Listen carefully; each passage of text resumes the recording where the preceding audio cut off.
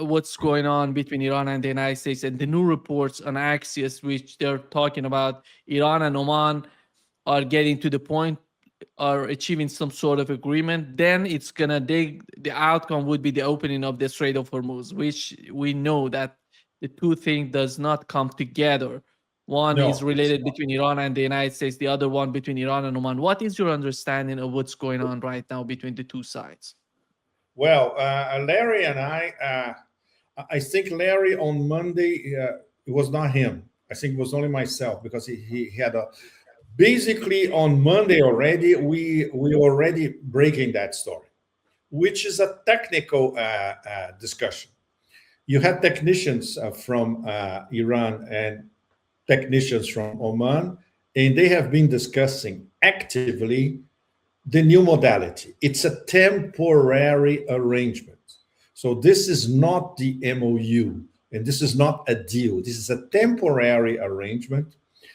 And everything that is navigating inside, coming to the Strait of Hormuz, will be controlled by Iran.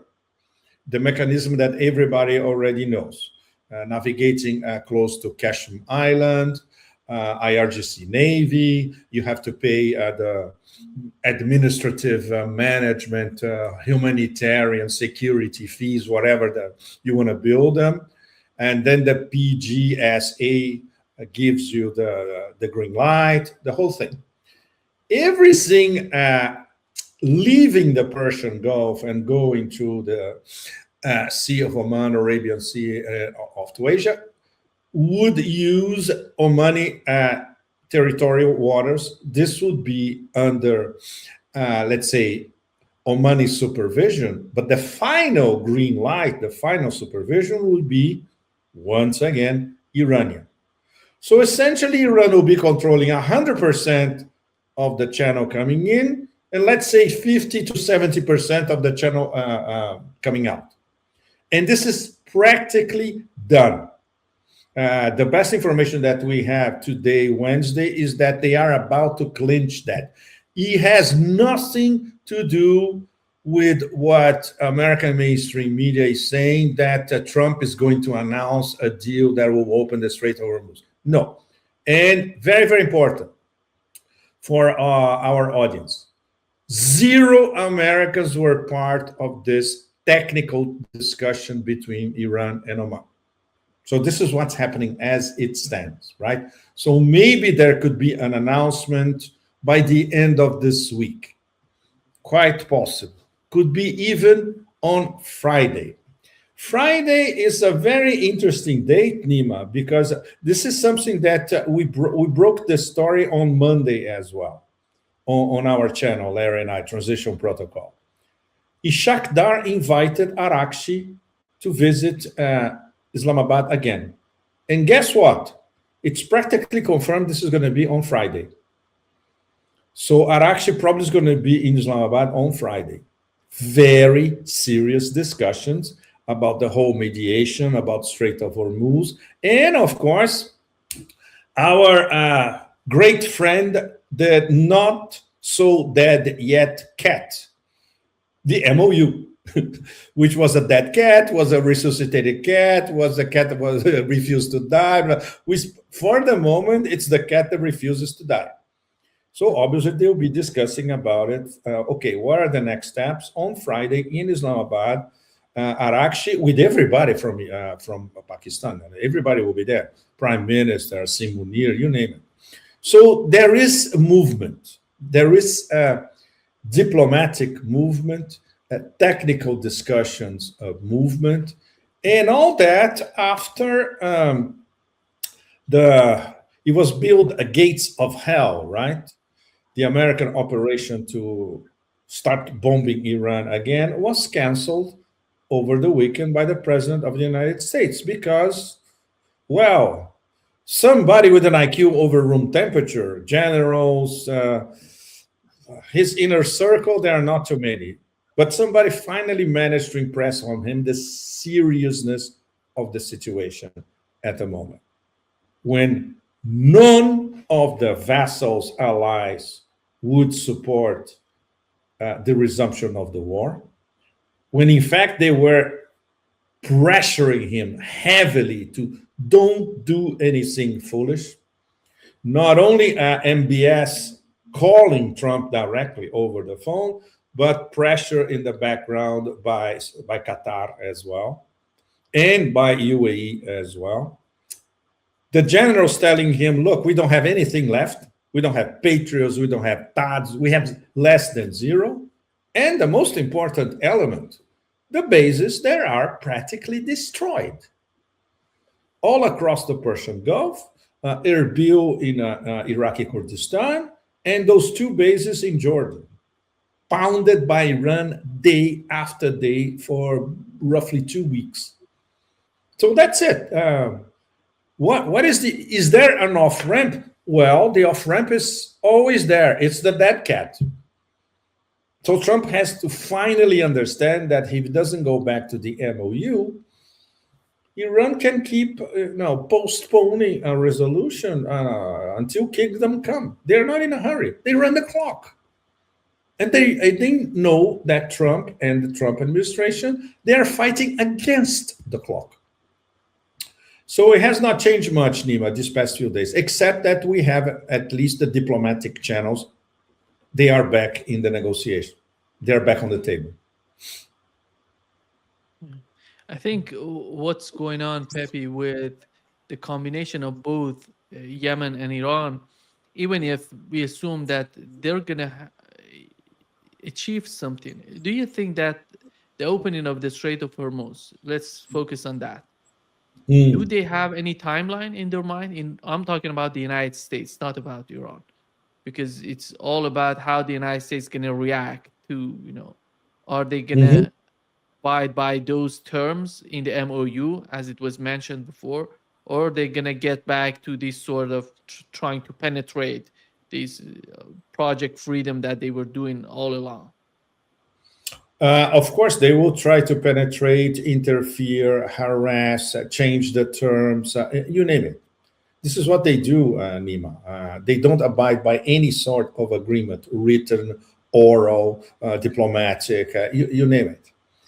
And of course, on a larger conceptual framework, if they agree with what Iran and Oman are discussing, and this will be a mutual agreement between Tehran and Muscat, from the point of view of the hegemonic designs of the US, this is a major disaster. This is a major humiliation. And it will be read as a major humiliation, not only in West Asia, but all over the world, all across the global South, in the Arab world, in the Islamic world, among BRICS, everywhere. Because this means that the so-called unilateral hegemonic superpower cannot control an oil checkpoint, which was the original motive for the war. The war, as you know very well, was never about the Iranian nuclear dossier. This is an oil war. This is an oil checkpoint war. This is an oil about controlling a war about controlling an oil checkpoint where payments were via currencies beyond the US dollar, especially yuan. And now, and before that was even crazier. It was a free navigation, essentially, the Strait of Hormuz. Now, it is free navigation, but subjected to Iranian law and Iranian control. It was not the situation on February 28th. So the humiliation is absolutely monumental, whichever way they choose to spin it. Of course, there will be torrents of spin coming from the Trump administration, but they cannot sell this as victory. They cannot sell this as a deal. Absolutely impossible. So if that happens in the next few days, it's already a first bombshell. And obviously, they will try to break the terms and break this deal between Oman and Iran. Of course, it's the only thing that they do. But what do they have at the moment as means of pressure? Nothing. They don't have weapons. They cannot invade. All the vessels and the allies are against them.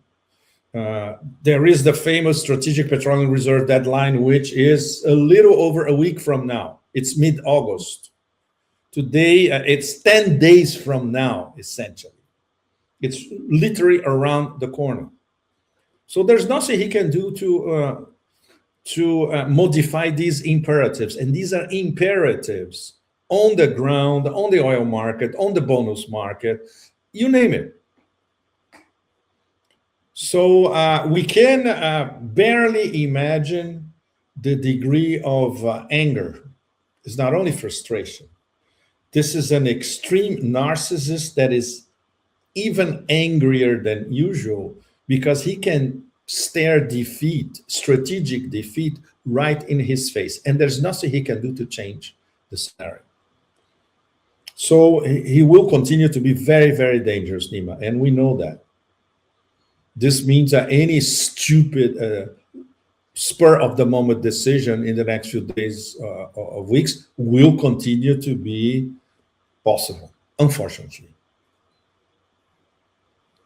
Pepe, from the case of Yemen, I don't know, the only government, in my opinion, that may have some sort of understanding of what Saudi Arabia is doing would be the government in Pakistan. They would ask them, we have an agreement, military agreement with you, but Yes. what the hell are you doing?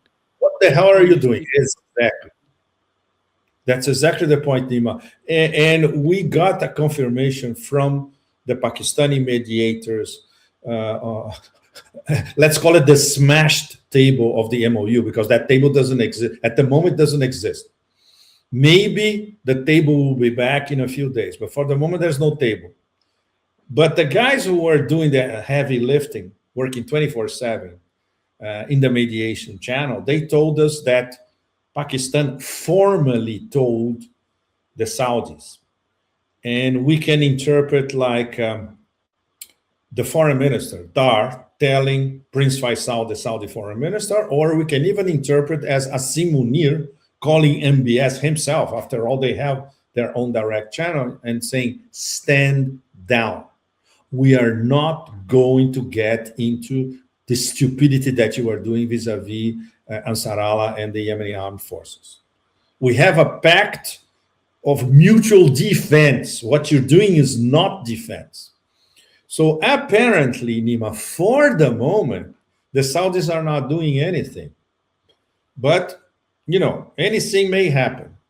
And obviously, Ansar Allah, they are their fingers on the trigger and on their excellent ballistic missiles, you know. So Riyadh better think once, twice, 3 times, 10 times before they do anything stupid.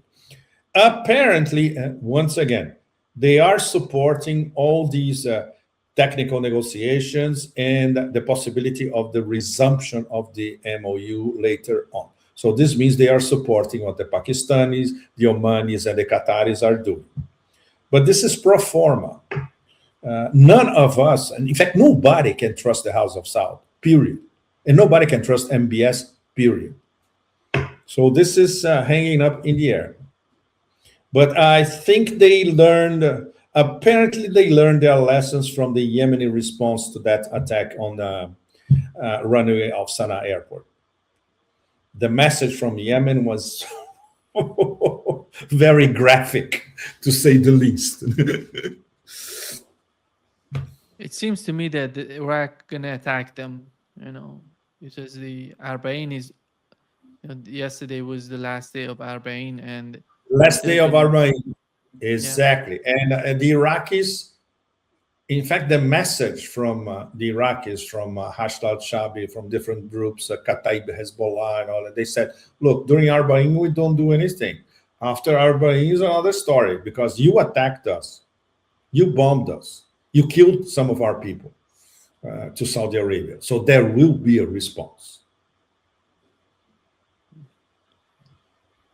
Maybe not now, maybe later, asymmetric, but there will be a response. There were yesterday. Go ahead, Pepe. No. I just said because this was a joint American-Saudi attack against Iraq. It was not only Saudis, it was American, Saudi. Yeah. What's so strange, Pepe, that Saudi Arabia contacted Iran. They said to Iranians that it wasn't Saudi Arabia, it was the It United was States attacking Iraq. And they exactly. just attacked a warehouse in Iraq. They didn't attack any of these targets, killing anybody. And it was all American fighter jets going there and hitting the targets. Mhm. This sort of, how do you understand it, the country? Who How can you do this? it could be cowardice, or this may have a degree of truth. The Iraqis know exactly what attacked them. They will look at the munitions, they will examine what happened in their airspace, etc. So they will know. Of course, by now they already know who attacked them. If it was only the Americans or if it was a joint U.S.-Saudi. But the Saudis are afraid of the consequences, just like with Yemen. Can you imagine that they open two fronts at the same time? You have to be beyond stupid to do that. But this, if it was them, this is essentially what they did. They opened a front with Yemen and a front with Iraq. And they have absolutely no chance of defending themselves against both. And that's the extra problem in Nima, because the House of Saud is so opaque and nobody knows their decision process, how it works, especially because there's no decision process. No? It depends on MBS. There's one guy deciding everything. So we don't know the motivations. We don't know how they do it. We don't know who's advising him, you name it. Very, very, very tricky, the whole thing. So these latest movements seem to indicate that they reconsider what they did. They are scared to death. The phone call MBS to Trump apparently was something very, very hardcore. There's no way, once again, to have any confirmation. And these people posing as journalists in the US, it's a joke. They don't know shit. They make up stuff. So they don't know exactly what MBS told Trump. One possibility is that MBS said, look, if you do this, there will be repercussions in terms of bypassing the petrodollar, in terms of us getting rid of our US Treasury bonds. It could be anything, or a list of things that they could do in this case, to defend themselves. No? But they don't have a lot of margin of maneuver. All their money is tied up in London, New York. Literally. They don't have any money in Saudi Arabia. Less than zero. So it's complicated. It's hard to imagine how naive and how unprepared they were to start thinking that they could, if we hedge non-stop, and then we have a defense pact to Pakistan, they're going to save our ass if we do anything stupid. No, it's not how it works. It's not how it works. This proves that they don't have, unlike Iran, they cannot think strategically in Riyadh. They don't have a group of people well-educated in Arab ways, Islamic ways, Western ways, etc., to come up with a very, very well organized, coordinated strategy like you have in Iran. In Riyadh, it doesn't work like that. To their detriment, right, Nima? They are paying the price for their follies. If I put myself in the shoes of all these governments in GCC countries, even in Iran, I would say, just sitting back and looking at what's going on today, it's all about, everything is in favor of Israel, Pepe. Everything True. that is happening. The United States and Iran are fighting each other. They're killing each other. GCC countries are getting hammered by Iranian missiles. Iran is getting hammered by US missiles. And right now, what Saudi Arabia is doing is totally part of the Israeli agenda for the region, expanding the war, making new sort of fronts, between the governments in the region. This is that's why I'm so much, when I think of the government in Saudi Arabia, the people, the crown prince of Saudi Arabia, I would say, how can someone imagine? Can someone that is living in a house of glass and house of glass and a house of cards. Yeah, it's a house of glass and throwing stones at Yemenis who are the master of fighting with stones, for example. Absolutely. Well, and we're not even talking about the UAE. Yeah? Have you noticed how the UAE now is outside of everything? They are keeping a ultra low profile at the moment. Very, very important. Once again, our Pakistani friends, they kept telling, they told Larry and I think a month and a half ago, which is a long time ago, just wait. By the end of the year, the UAE is coming back to the table, or coming to the table. Maybe this has already started. Maybe they have a lot of very smart advisors in Abu Dhabi and Dubai. That's for sure. Paid fortunes. So maybe some of these advisors says, look, you cannot go against the flow, and the flow is Iran. Iran is controlling the flow. You cannot go against it, or you're going to suffer badly. And they know what you did during the war, so there will be payback. So we suggest that you try to start thinking of an accommodation. Perhaps we are entering this stage already. And I start thinking about what the Pakistanis said, weeks ago. I said, well, so they had already seen that will be inevitable. Because they are dealing with everybody. They are dealing with the Qataris, with the Omanis, with the Americans, with the Iranians, with the Turks. So they have a pretty good overall view of how the chessboard is moving. And obviously, it's in terms of self-preservation for the UAE is essential. They need an accommodation with Iran. At least not being overtly antagonistic. They need an accommodation. Otherwise, they will become a legitimate target. And this is something that these advisors may have told MBZ, finally. Be careful. You can become a legitimate target just like that. So I think this all gives an idea to all of us, all of you, our audience, of how little details move the chessboard completely.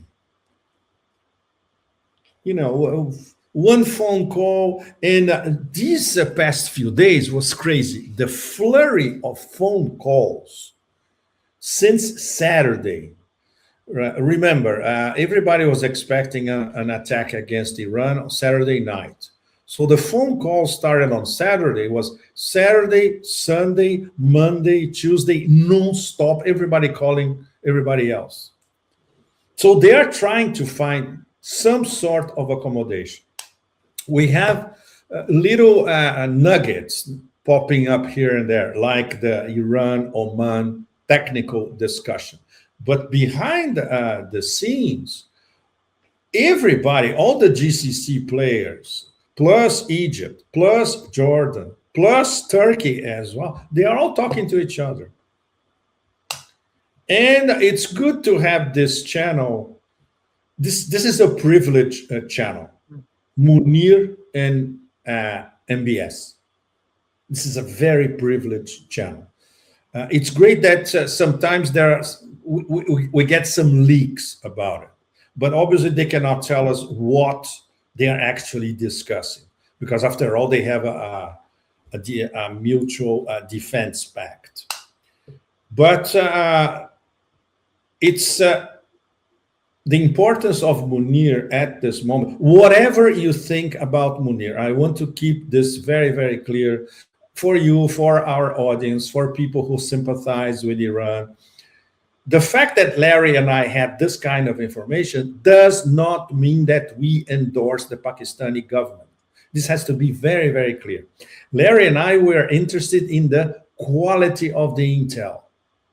So if we have access to, look, Munir called MBS and he said, so of course, this is a gold mine. Nobody has this kind of information. So this is our interest. And so far, the Pakistani mediators who pass information to us, they have been very solid.